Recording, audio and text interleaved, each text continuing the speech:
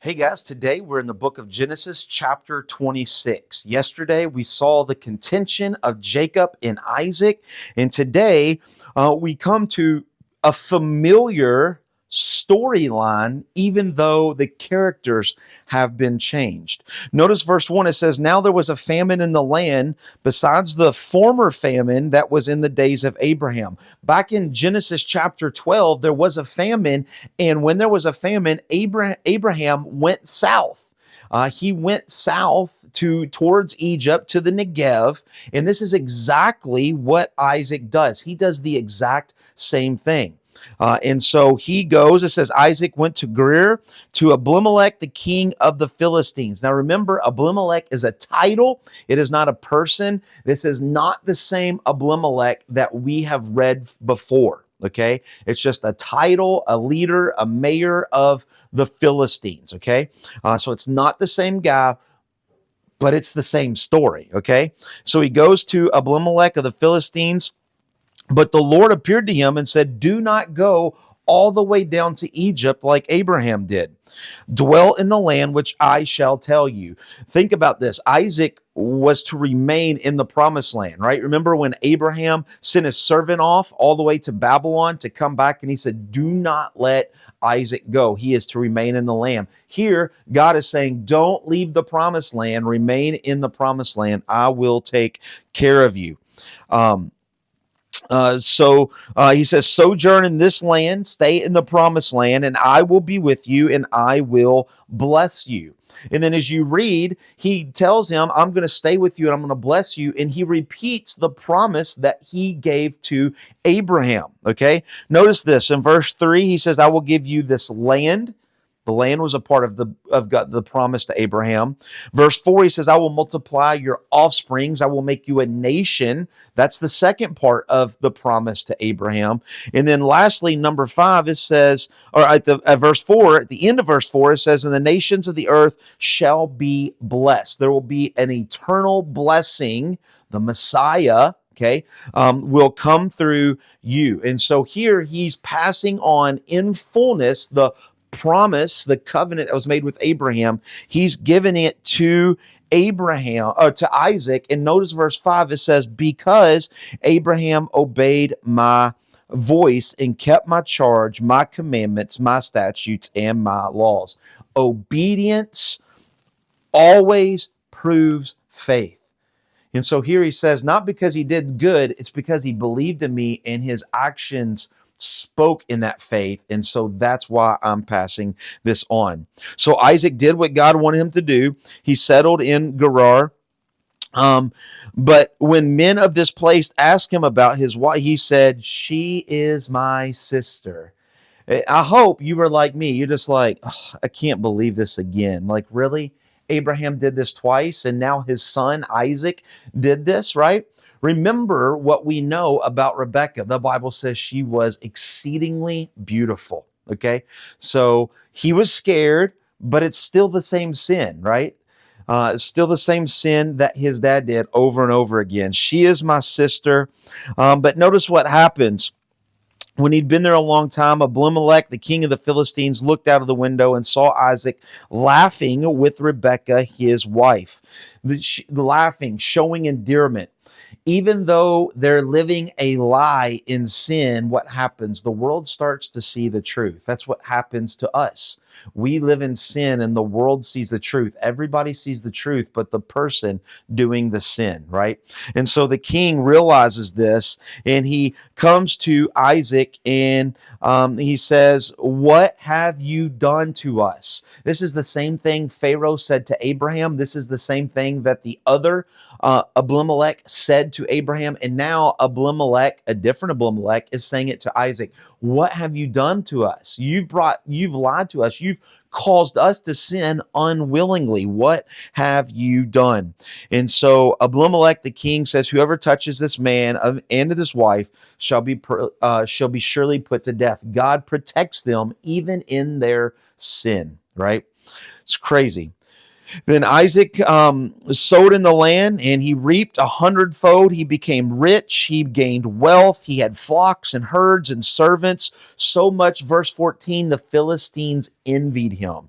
This is not a good thing, right? When you are the sojourner, you're the traveler, and now everybody in the country hates you. They envy you, right? So the Philistines hated him so much, they took all of the wells that he had dug. You'd have to imagine digging wells in the desert. That'd be a hard work, take a lot of time. They hated him so much, they didn't take the wells from him. They filled them in with earth. That's how much they hated him. Okay. This is not a good option. And Abimelech said to Isaac, "Go away from us because you are much mightier than we." They kicked him out. But here's what's crazy, verse 17. Isaac departed from there and he encamped in the valley of Gerar. He moved, but just outside the city walls, right? He moved, but not very far. And he settled there. And Isaac dug a well.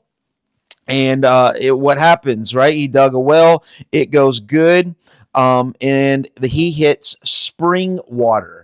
This is what we know as running water, or Jesus will call it in John chapter 4, living water, water that is moving, not just a stagnant well, but a spring underground of fresh flowing water that would have been pristine and clean and would have been great to be in the middle of the desert. So he hits this living water, the spring water, and all of the people, all the Philistines are like, "No, that's mine," and they fight about it. So he names the well Esk, which means contention. He digs another well, and the same thing happens, and he calls it Sitna, which means opposition.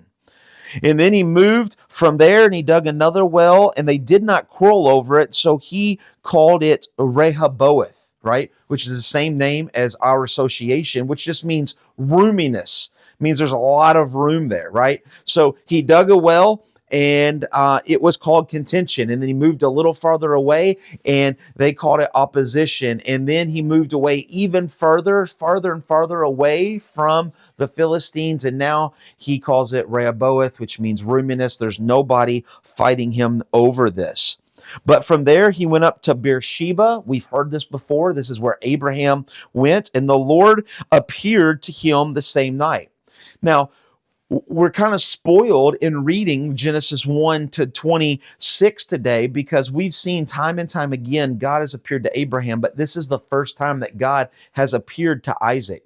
And you can imagine time and time as the Philistines have been fighting him over the well of contention, over opposition, and now there's somebody in his tent. He's thinking it's an enemy, but God says to him, "Fear not, for I am with you, and I will bless you. I will multiply you because of Abraham's sake," because of Abraham's faithfulness, because of Abraham's obedience.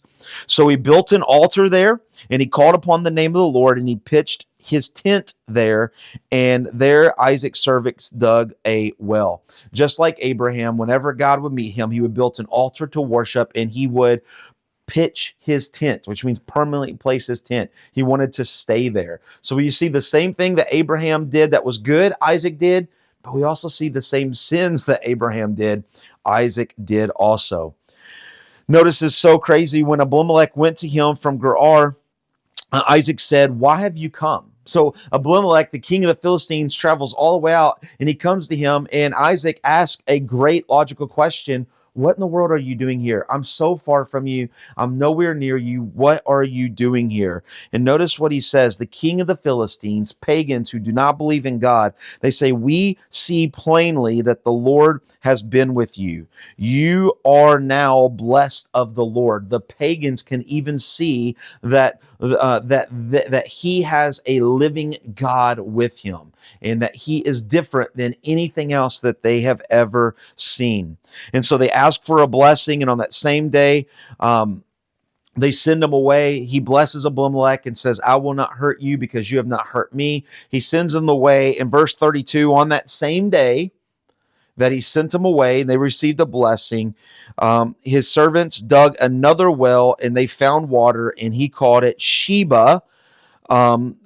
Therefore, the name of the city is Beersheba. Sheba means oath. Beersheba means an oath well, or well of oath, because he had an oath there with Abimelech. When Esau was 40 years old, he took Judith and Basemath as his wife. Notice this. Esau took two women as his wife. They were both Hittites. They were both pagans. They were both people opposed to God. And that's why in verse 35 we see, and they made a life bitter for Isaac and Rebekah. What's interesting is if you were to go the New Testament in Hebrews chapter 12, verse 16, it tells us that Esau was a man of fornication and a profane man. And so we can start to see that he is starting to live up to his name. And we will see this grow over time as we continue to read. But you would ask yourself, where in the world is Jesus in this? Where is he not, right? We see that he promised Isaac that he would have the blessing of blessing all of the nations. That is a messianic prophecy.